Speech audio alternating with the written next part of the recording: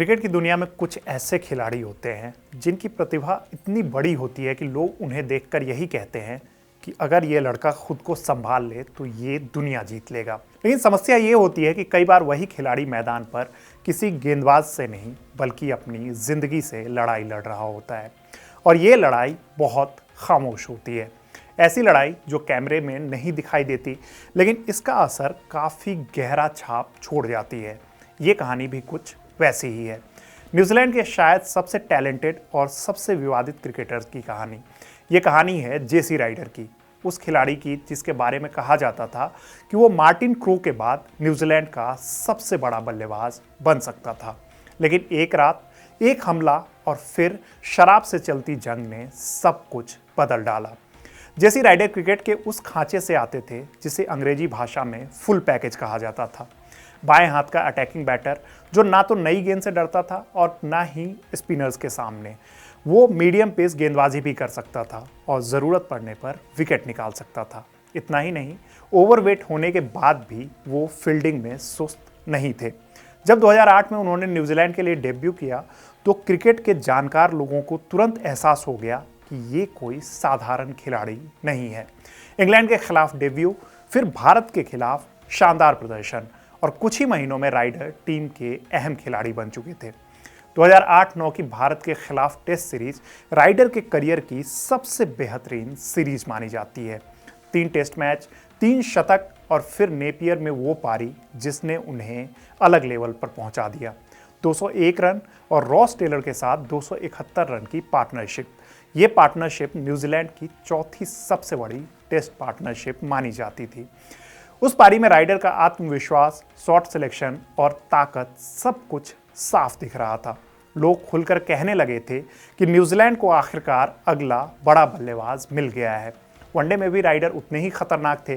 Brendon McCullum के साथ opening करना मतलब कि गेंदबाजों के लिए शुरुआत से ही मुसीबत।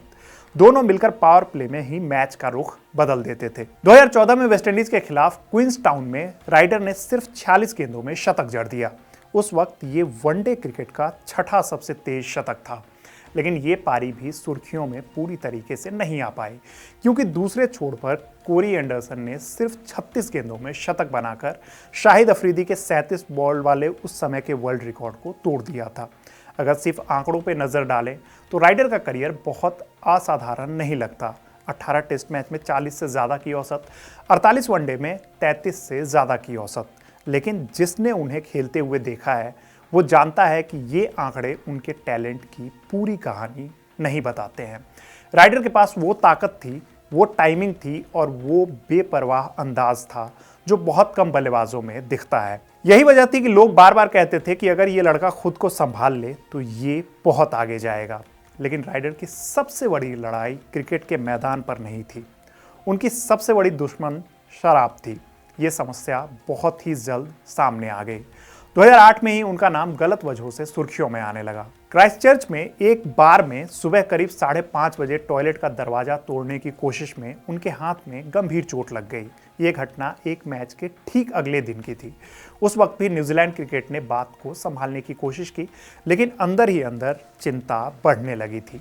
जल्द ही ये सामने आया कि इंग्लैंड के खिलाफ एक मैच से ठीक पहले राइडर रात 1:30 बजे तक शराब पी रहे थे। अस्पताल में भर्ती होने के दौरान उन्होंने स्टाफ के साथ बदतमीजी की थी और स्पेशल ट्रीटमेंट की मांग की थी। न्यूजीलैंड क्रिकेट ने उन्हें कई बार चेतावनी दी थी।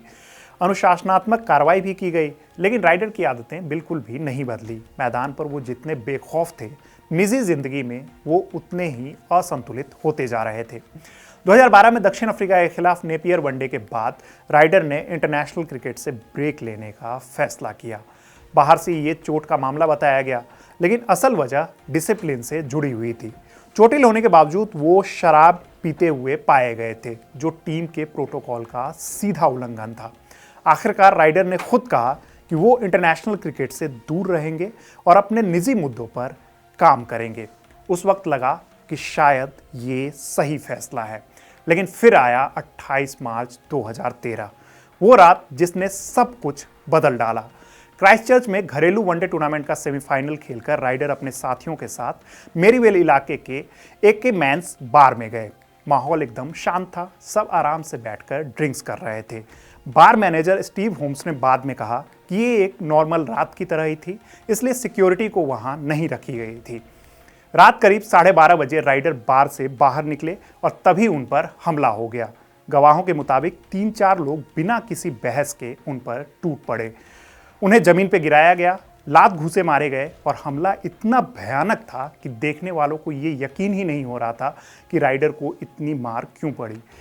राइडर किसी तरह उठे, उन्होंने सड़क पार करने की कोशिश की, लेकिन तभी फिर से उन पर हमला हुआ। इस बार भी बिना किसी उकसावे के वो जमीन पे गिरे रहे। गवाह बताते हैं कि राइडर उस दौरान कांप रहे थे, वो उल्टियां कर रहे थे और पूरी तरीके से खून से लथपथ थे। उन्हें अस्पताल ले जाया गया, जहां उनकी हालत बेहद गंभीर थी। खोपड़ी में फ्रैक्चर, लंग्स कोलैप्स और सिर में गंभीर चोटें। डॉक्टर्स ने उन्हें मेडिकली इंड्यूस्ड कोमा में डाल दिया। 56 घंटे तक वो कोमा में रहे। इस दौरान पूरा न्यूजीलैंड सदमे में था। प्रधानमंत्री जॉन की ने हमले को बेहद क्रूर बताया। क्रिकेट जगत में उनकी जल्दी रिकवरी के लिए दुआ की जाने लगी। उस वक्त राइडर का आईपीएल कॉन्ट्रैक्ट भी था, लेकिन इस सब का कोई मतलब नहीं रह गया था, क्योंकि राइडर जिंदगी और मौत से जंग लड़ रहे थे। हालांकि डॉक्टर्स ने किसी तरह से राइडर की जान बचा ली। ये किसी चमत्कार से कम नहीं था। 6 दिन अस्पताल में रहने के बाद लंबी रिकवरी शुरू हुई। फिजियोथेरेपी, रिहैब और मेंटल संघर्ष। हमलावरों को सजा मिली, लेकिन वो सजा बेहद हल्की थी। जुर्माना और सामुदायिक सेवा। हमलावरों को जेल नहीं हुई। एक खिलाड़ी की जिंदगी और करियर पूरी तरीके से बर्बाद हो चुका था, इसलिए इस सजा पर भी सवाल उठाए गए। उसी साल बॉक्सिंग डे पर उन्होंने न्यूजीलैंड के लिए वापसी की। मार्टिन क्रो ने कहा कि वो नरक से गुजरकर वापस लौटे हैं। 1 जनवरी 2014 को क्वींसटाउन में राइडर ने 46 गेंदों पर 104 रन बनाए, लेकिन ये खुशी ज़्यादा दिन तक नहीं चली।